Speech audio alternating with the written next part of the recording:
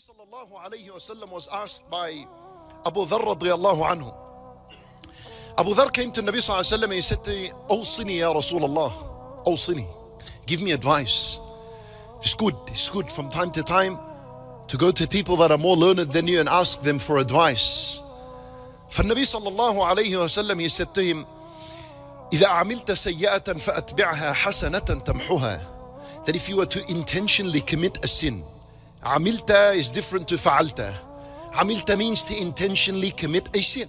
سيئة, التنوين on سيئة meaning any sin. النكرة تفيد العموم. Any sin, major sin, minor sin, you name it, as long as it's a sin. If you did intentionally, you committed any sin, what do? He said to him, فأتبعها حسنة. Immediately follow it up with a good deed, any kind of good deed, follow it up.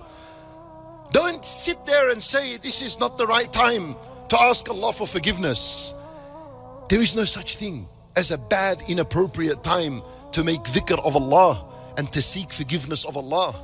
Even if you're halfway in your sin, there's no such thing. And if you're in halfway of your sin, you don't say, "Oh, this is a bad time to make dhikr and istighfar. Let me wait until I finish my sin and then I ask Allah for forgiveness." No, this is wrong. Who gave you this understanding? But that when you are committing the sin, that is when you need dhikrullah. So it can get you away from this desire, from this temptation. Because at that moment the heart is dead. And nothing would revive the heart other than dhikrullah. So إذا عملت سيئة فأتبعها حسنة. Immediately follow it up with a good deed. Any kind of good, do anything. What's the result? تمحوها. It wipes it away. Then Abu Dharr radiyallahu anhu, جزاه الله خيرا, he asked a very important question. He said to him, "Ya Rasulullah," he said to him, "Amin al-hasanati la ilaha illallah." It's from among the hasanat saying La ilaha illallah. That's a big question. When Nabi sallallahu alayhi wasallam answered him, but the answer is huge, it's incredible. He said to him, "Hiya afdalul hasanat." It is the best of the good deeds. Nothing is better than La ilaha illallah. Nothing. You know why? Because the best and the best of the good deeds is the obligations. The most beloved deeds to Allah are the obligations. And on top of the list of the obligations is the Tawheed, which is La ilaha illallah. So as a result, it was the best of hasanat. And my brother in Islam, this means when you do a sin, say La ilaha illallah after it. There's a special effect with La ilaha illallah. When you combine it with sins, it dissolves the sins, dissolves them. La ilaha illallah is like a sharp knife that cuts anything besides Allah in the heart. Because when someone commits a sin, it's a desire, it's a temptation in the heart that pushed him towards the sin. There's something in the heart other than Allah that pushed you to the sin. Because Allah Azza wa Jal, Inna Allah la ya'muru bil fahsha. Inna Allah la ya'muru bil fahsha. Allah Azza wa Jal doesn't command people to commit sins.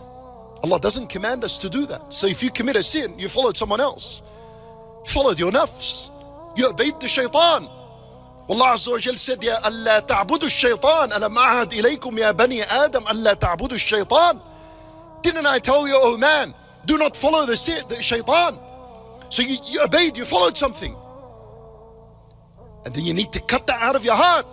How do you do that? With La ilaha illallah. And La ilaha illallah can only come from the heart and then uttered on the tongue. While ulama rahimahumullah, they said, لأن حروف لا إله إلا الله جوفية. The letters of La ilaha illallah are all internal letters. This is symbolic, and it implies the fact that it is supposed to come out min al-jawf. It comes out internally from inside, from the heart, and then it's uttered on the tongue. And you say La ilaha illallah after a sin, wallahi, it's as though you poured ice on something that is hot, because sins, they have heat to it. تطفئ الخطيئة كما يطفئ الماء النار Oh, Nabi Sallallahu Alaihi Wasallam said, "Tahtariquna, tahtariqun." When the Nabi Sallallahu Alaihi Wasallam described sins, he compared them to fire. Someone burning. You know, if we put petrol and burn someone, what happens? He runs left and right. The only thing is just turn me off right now. Or if not, just let me die from my misery. That's how sins are. But in the spiritual world, they're like this. We need to see them like this and deal with them like that.